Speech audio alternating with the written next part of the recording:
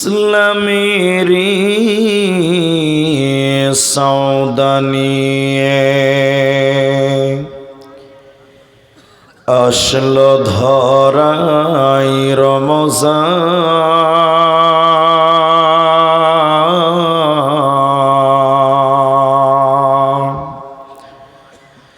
ভোরের আগে নিয়ত বন্ধ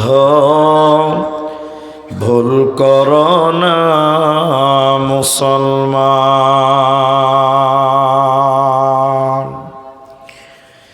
ইসলামেরি সৌদানিয়ে আসলো ধরাই রমজান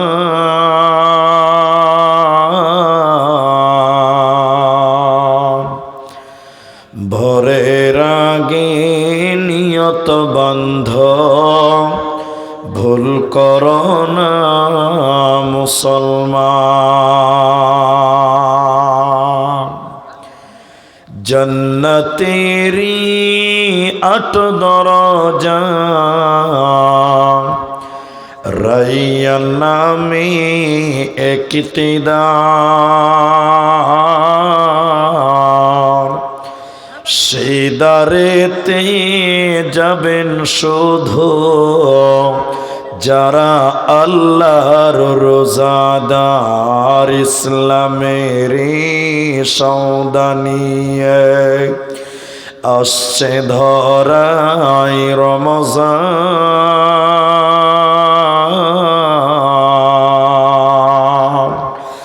ভোরের আগে নিয়ত বন্ধ ভুল করো না মুসলমান। ভোরের আগে নিয়ত বন্ধ ভুল করো না মুসলমান।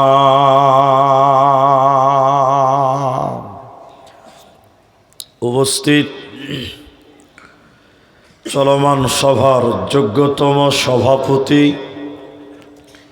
স্টেজে ওলামায়ে কেরাম, অতিথিবৃন্দ, আমার সামনে সরিয়ে ছিটিয়ে বসে থাকা দিনদার ইমানদার মুমিন ভাই সকল, দোয়ার কান্টারি মুরব্বী সমাজ, স্নেহের কচি কাঁচা, পর্দার অন্তরালে বসে থাকা মুমিনা সলেহা মা ও বোনেরা, প্রাণ প্রিয় সতীশনগর লালগোলা মুর্শিদাবাদবাসী, প্রশংসা সেই মহান মনিবের দরবারে যিনি আমাদেরকে রমজান শুরুর প্রাক্কালে একদম 2 দিন আগে কিছু বলার এবং শোনার এবং মাদ্রাসা কেন্দ্রিক আয়োজিত জালসায় উপস্থিত হওয়ার যিনি তৌফিক ইনায়াত করেছেন, সেই মহান মনিবের দরবারে শুকরিয়া জ্ঞাপন করি। একবার মহাব্বতে সকলেই বলেন আলহামদুলিল্লাহ। ভাই, রাত অনেক হয়ে গেছে, একবার মহাব্বতে বলেন আলহামদুলিল্লাহ। দরুদ ও সালাম বর্ষিত হোক শেরকারে কায়নাত তাজদারে মাদানী নবী কুল শিরোমণি ইমামুল আম্বিয়া নবী মক্কি নবী মাদানী নবী আহমদ নবী মুহাম্মদুর রাসূলুল্লাহ, বলুন সাল্লাল্লাহু আলাইহি ওয়াসাল্লাম। মোহতারাম ভাইও, আজিজ ও নওজওয়ান সাথীও, আমি কোরআনুল কারীম সূরা বাকারা সূরা নম্বর 2 পারা নম্বর 2 রুকু নম্বর 23 আয়াত নম্বর 185 তেলাওয়াত করেছি। কোরআনুল কারীম সূরা নম্বর 97 পারা নম্বর 30 সূরার নাম কদর আয়াত পড়েছি 3 খানা। হাদিসে নববী থেকে সহিহ বুখারী থেকে 3 জায়গা থেকে 3টি হাদিসের টুকরো পাঠ করেছি। উল্লেখিত আয়াত এবং হাদিসকে কেন্দ্রবিন্দুর মধ্যে রেখে কিছু কথা তথ্য সহকারে বলার চেষ্টা করব। যদি আল্লাহ তৌফিক দেন তো আলাইহি তাওয়াক্কালতু ওয়া ইলাইহি উনীব। আমি আপনাদের অনুরোধ করছি, যেটি মানুষ আছেন, আপনাদেরকে আর বসতেও বলবো না, আগাতেও বলবো না। যেটা অনুরোধ করছি সেটা হলো এই, যে আপনারা সবাই আমাকে চেনেন, যে আমি কেমন বলি, কি আমার চরিত্র কেমন, আমার ক্যারেক্টার, বক্তব্য কেমন, আপনারা মোটামুটি জানেন। তা আমি আপনাদেরকে কিছু কথা জিজ্ঞাসা করব, একটু পরে পরেই করব, এটা মুখ খুলে উত্তর দেবেন। বলুন একবার ইনশাআল্লাহ। সবটি লোক বলেননি, বলেন ইনশাআল্লাহ। কখনো আপনি বলেন, কখনো আমি বলবো, দুজন মিলে হবে বক্তৃতা। আর যদি মনে করেন বক্তা আপনি, বকবেন আপনি, তাহলে আপনাকে আমি বুঝাতে পারবো না। এখন মানুষের দিল অনেক কিছু চায়। কেউ চাইছে যে একটা গাজাল বলুক, কেউ চাইছে যদি একটা গান বলে তো আরও মজা, যে কেউ চাইছে যদি একটু হাসাতে পারে তো আরও মজা। এক একজনের মানসিকতা, চিন্তা ভাবনা এক এক রকম। বক্তাদের ক্ষেত্রেও তাই। আমার মন চাইছে যে আমি জান্নাত সম্পর্কে বলবো, একবার মন চাইছে জাহান্নাম বলি, একবার মন চাইছে না না না কিয়ামত বলি, বিভিন্ন মন চাইছে। কিন্তু ভাই, পরিবেশ যেরকম বক্তব্য সেরকমই রাখতে হবে। কথাকে বুঝাতে পারলাম? হ্যাঁ না বলেন? আপনি একটা গাড়ি চালাচ্ছেন, 3 নাম্বার গিয়ারে দিয়েছেন, ভাবছেন যে আমি 100-তে গাড়ি চালাবো, মানে স্পিড লিমিট 100, ঘন্টায় 100। ভাই সামনে যদি বাম্পার চলে আসে, ড্রাইভারকে ব্রেকে পা দিতেই হবে। ঠিক বললাম না? নাই? আর বাম্পার চলে এসেছে, আর আপনি যদি ক্লাস আরও ডাবেন, গিয়ারে আরও চাপেন, ব্রেকে যদি পা না দেন, তাহলে ড্রাইভারের বাম্পার বেরিয়ে যাবে। ঠিক বলছি ভাই? তাহলে রোড যেমন, গাড়ি তেমন চালাতে হবে। আমাদের সামনে একদম রমজান অন্তিম মুহূর্তে চলে এসেছি আমরা। তাই আমি আপনাদের সামনে একমাত্র, কেবলমাত্র, শুধুমাত্র রমাদান কেন্দ্রিক কিছু কথা রাখবো, যদি আল্লাহ তৌফিক দেন তো। আলাইহি তাওয়াক্কালতু ওয়া ইলাইহি উনীব। আপনারা 5টা মিনিট কেউ উঠিয়েন না, আমার দিকে এক খেলে তাকান। রমজানের প্রস্তুতি নিয়ে আমি আপনাদের 2-3টি কথা বলতে চাই। 1 নম্বর পয়েন্টে, যে আপনি রমজানের জন্য কেমন প্রস্তুতি নেবেন, প্রিপারেশনটা কেমন হওয়া উচিত। এদিকে দেখেন, 1 নাম্বার প্রিপারেশন হলো রমজানের জন্য আপনি এখন থেকেই ভালো নিয়াত করবেন। এটা মুখ খুলেন, প্রথমে কি করতে হবে বলেন? বলেন, ভালো নিয়ত করতে হবে। কেন? ইমাম বুখারী আলাইহি রাহমাত তিনি বললেন, ইন্নামাল আ'মালু বিন্নিয়াত, প্রত্যেক কাজের ফলাফল নিয়তের উপরে নির্ভর করা হয়। তাহলে নিয়ত যেমন কাজ হবে তেমন, নিয়ত যেমন কর্ম করতে পারবেন তেমন। এই জন্য এখন থেকে আমাদের ভালো নিয়ত করব। বলুন কি নিয়ত করব? কিছু কিছু লোক, দুষ্ট লোক আছে, দুষ্ট লোক, রমজান শুরু হয়েছে, গোডাউনে খালি খেজুর ভরছে, নিয়ত করছে এবার বেশি দামে বিক্রি করব। আছে না নাই? এটাও একটা নিয়ত। কিছু কিছু লোক ফল বিক্রি করে, ফল এমনি দিনে আপেল বিক্রি করেছে 150 টাকা, যেই রমজান শুরু হয়েছে ফলের দাম, আপেলের দাম 250 টাকা। ও আগে থেকেই নিয়ত করেছে, গোডাউনে আপেল ভর্তি করেছে। এরকম আছে না নাই ভাই? জোরে বলেন। আছে। কিছু ব্যবসায়িক আছে, ব্যবসায়িক রমজানটাকে লুটার জন্য তৈরি হয়, লুটার জন্য, গরিবকে চুষার জন্য, লোটার জন্য। এই জন্য রমজানের আগেই তারা নিয়ত করে যে এবার রমজানে 2 লাখ টাকা কামাবো। বলেন আছে না নাই? তাহলে নিয়ত করব ভালো। বলো নিয়ত করব কেমন? ভালো। কেমন নিয়ত? ইবনে আব্বাস রাদিয়াল্লাহু, ইবনে মাসউদ রাদিয়াল্লাহু তাআলা আনহু তিনি বললেন, রাসূলুল্লাহ সাল্লাল্লাহু আলাইহি ওয়াসাল্লাম বললেন, কেউ যদি ভালো কাজের নিয়ত করে সাথে সাথ আল্লাহ একটা নেকি তার আমলনামায় দিয়ে দেয়। বলুন সুবহানাল্লাহ। এখনো ভালো কাজ করে নাই, খালি নিয়ত করলো যে আমি রমজানে 30টা রোজা রাখবো, এখনই আল্লাহ আপনাকে একটা নেকি দিবেন। সুবহানাল্লাহ বলবেন না? তাহলে ভালো নিয়ত করব, বলুন ইনশাআল্লাহ। রমজানের প্রস্তুতি নিবেন, 1 নাম্বার নিয়ত ঠিক করেন।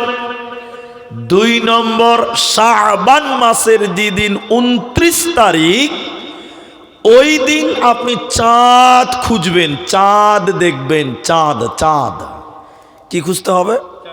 চাঁদ। আচ্ছা, রসুল বললেন সুমু লিরুয়াতিহি, তোমরা চাঁদ দেখে রোজা রাখো। এবার সবাই মহব্বতে বলেন, তাহলে কি দেখতে হবে ভাই? চাঁদ। কিন্তু আশ্চর্য মানুষ, আজ থেকে 10 বছর 20 বছর আগে আমাদের বাচ্চাচারা সন্ধ্যার টাইমে আকাশের দিকে চাঁদ দেখতো। বলেন দেখতো কি দেখতো না? আর এখনকার ছেলেপেলেরা আকাশে চাঁদ দেখে না, ফেসবুকে চাঁদ খুঁজছে। কোথা খুঁজে বলেন? ফেসবুকে। আমি ঠিক বললাম না? নাই বলেন?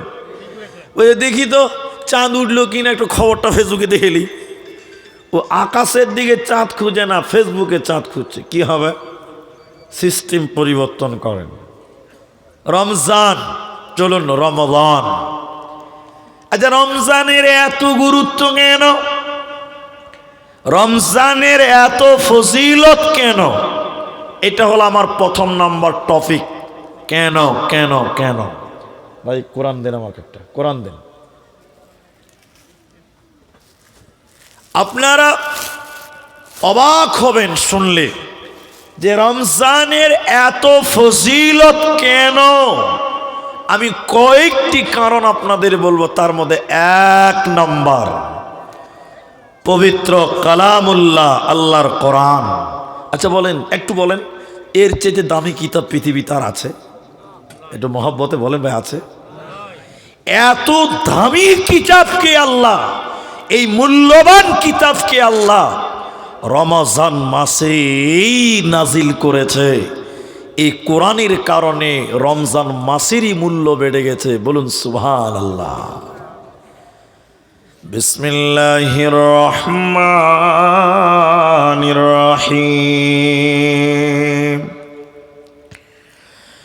শাহরু রমাদানাল্লাযী উনজিলা ফীহিল কুরআন।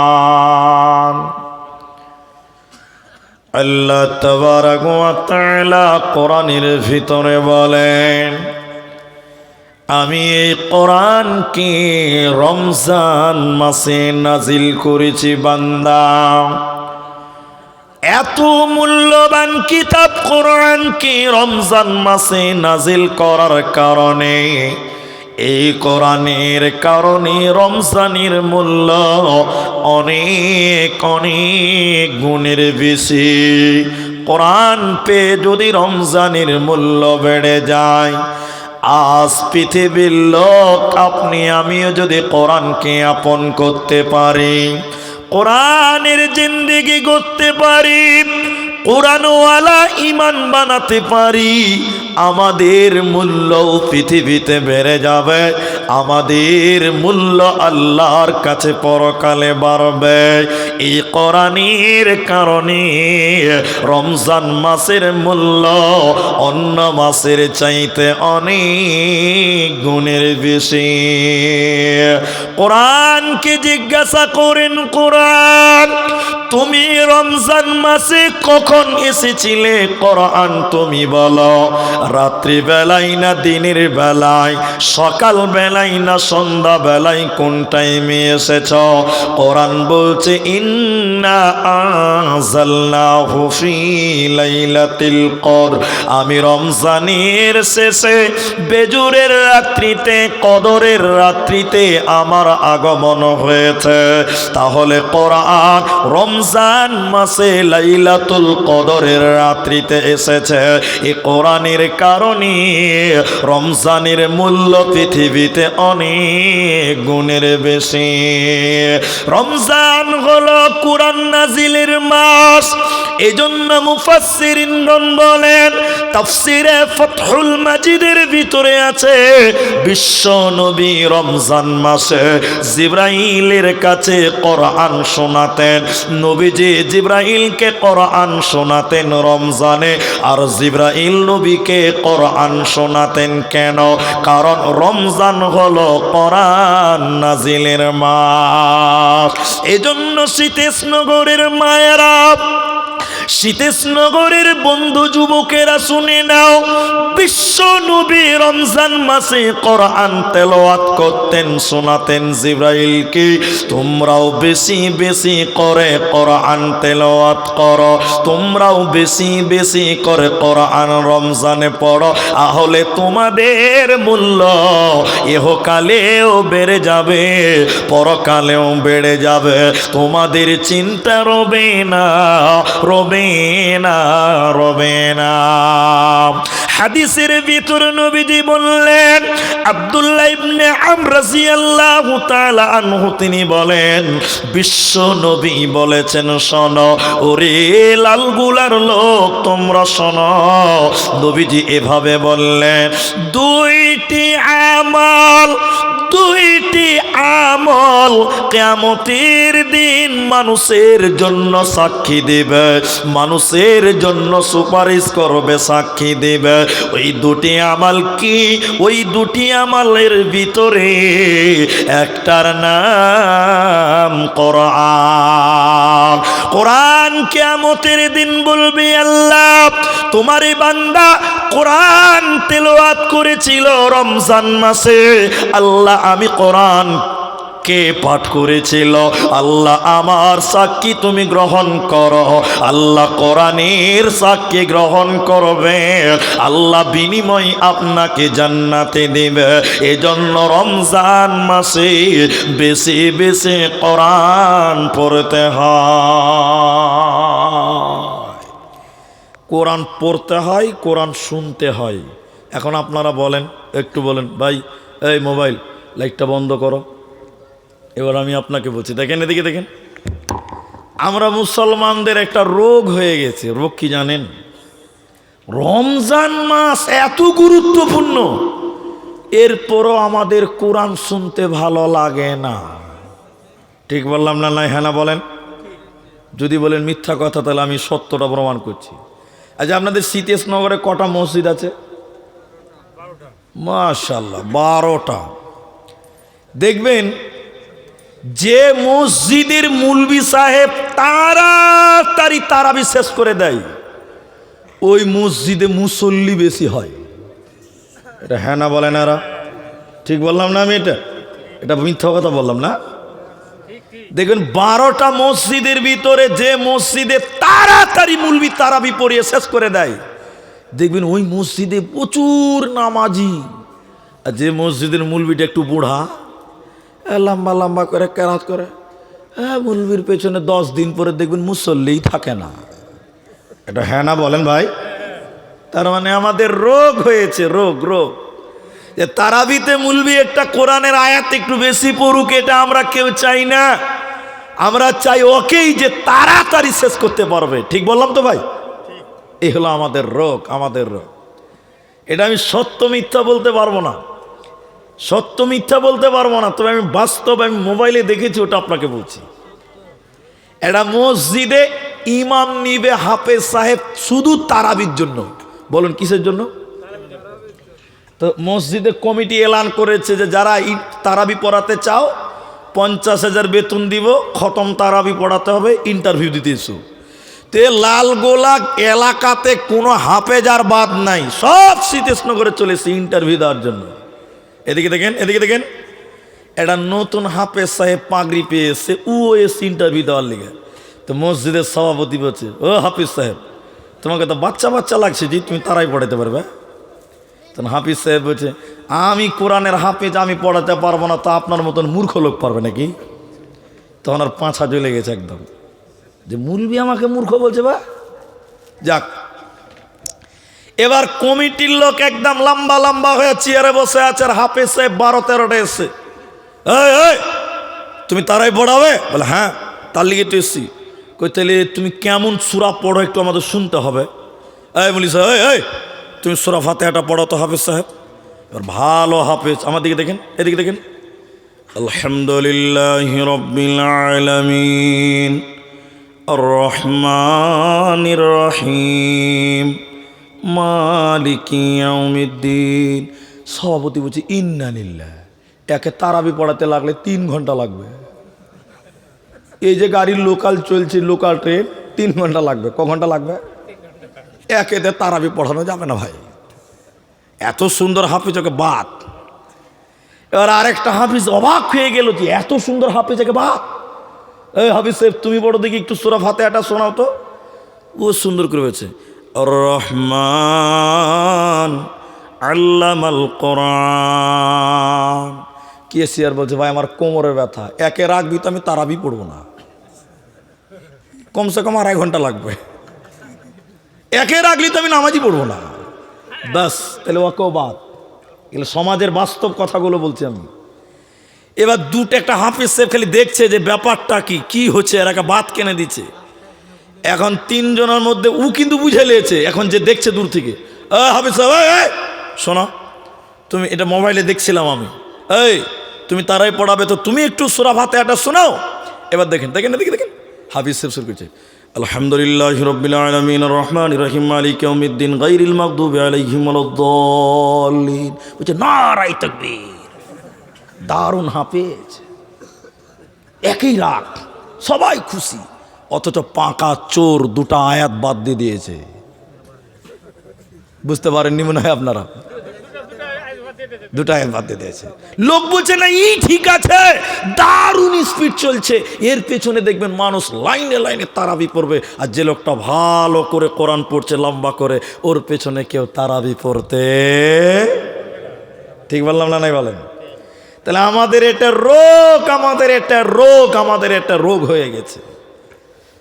বিশ্ব নবী কোরআন শোনাতেন জিবরাইলকে, জিবরাইল শোনাতেন নবী মুহাম্মদ সাল্লাল্লাহু আলাইহি সাল্লামকে। একবার জোরে বলুন সুবহানাল্লাহ।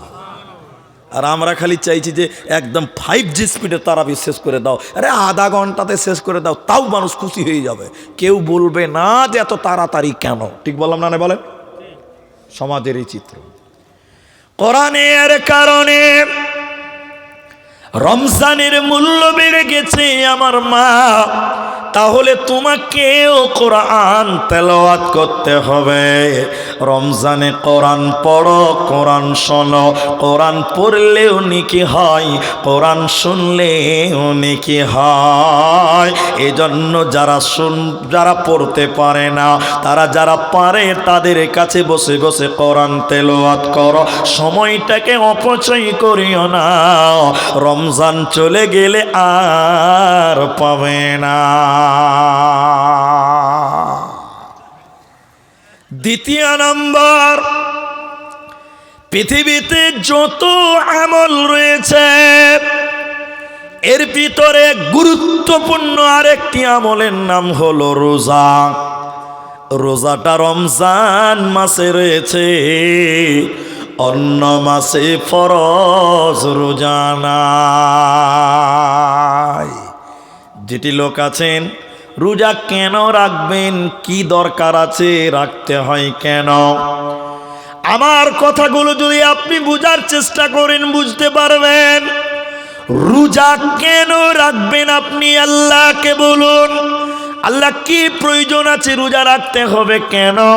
আমার আল্লাহ বলছেন শুনে নাও, রোজা কেন কেন কেন তোমরা রাখবে। আমি 3টা কারণ আপনাদেরকে বলতে চাইছি, শুনে নেন। 1 নাম্বার, আল্লাহ বলেন ইয়া আইয়ুহাল্লাযীনা আমানু, হে ঈমানদার মুমিনেরা, শীতেশনগরের যুবকেরা, হে আমার মায়েরা বাপেরা, আল্লাহ বলেন তোমরা রোজা কেন রাখবে শুনে নাও। কুতিবা আলাইকুমুস সিয়াম, আমি আল্লাহ তোমাদের উপরে রমজানের রোজাকে ফরজ করেছি। নামাজ যেমন ফরজ, রমজানের রোজাও তেমন ফরজ। 5 ওয়াক্ত নামাজ না পড়লে গুনাহ হয়, জাহান্নাম যেতে হয়।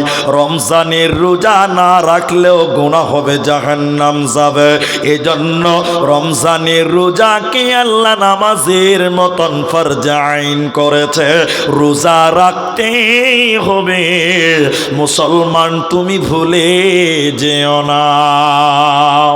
কেন এত জরুরি, কেন এত বাধ্যকতা করলেন আল্লাহ? আল্লাহ গুরুত্বটা বুঝাতে গিয়ে এবার বললেন শুনে নাও। কামা কুতিবা আলাল্লাযীনা মিন ক্বাবলিকুম, এ পৃথিবীর লোক, এই রোজা শুধু তোমাদের জন্য নয়, এই রোজা শুধু আমাদেরকে আল্লাহ রাখতে বলেছে তা নয়, আমাদের আগেকার নবী, আমাদের জামানার আগেকার লোকদের উপরেও রোজা ছিল। তাহলে রোজা এমনই একটা ইবাদত, শুধু আমাদেরকে নয়, আমাদের আগেকার লোকেরাও রোজা রাখতো, আমাদের আগের লোকেরাও রোজা ছিল।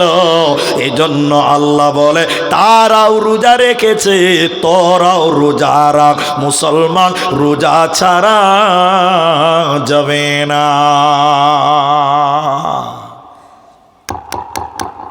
আচ্ছা, আগেকার লোকেরা যে রোজা রাখতো, কোরআন বলছে, তোরা কি রমজান মাসে রোজা রাখতো? বলেন না, ওরা রমজান মাসে রোজা রাখতো না। কিছু পার্থক্য আছে, কিছু পার্থক্য আছে। আমার পার্থক্যগুলো শুনেন। এক, আমরা 30টা রাখি, বনি ইসরাইলের জামানার লোকেরা একটা রাখতো। একবার বলেন কটা রাখতো?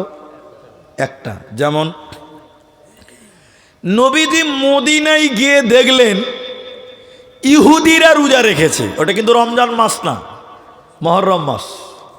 কোন মাস বললাম? ওই যে আমরা 10 তারিখে রোজা রাখি মুহররমের, ওটাকে বলি আমরা আশুরার রোজা। ওরা রোজা রেখেছে, এরা ইহুদি। নবীজি বললেন এই এই এই ইহুদিরা, এই মদিনার ইহুদির দল, তোমরা আজকে রোজা রেখেছো, না খেয়ে আছো কেন?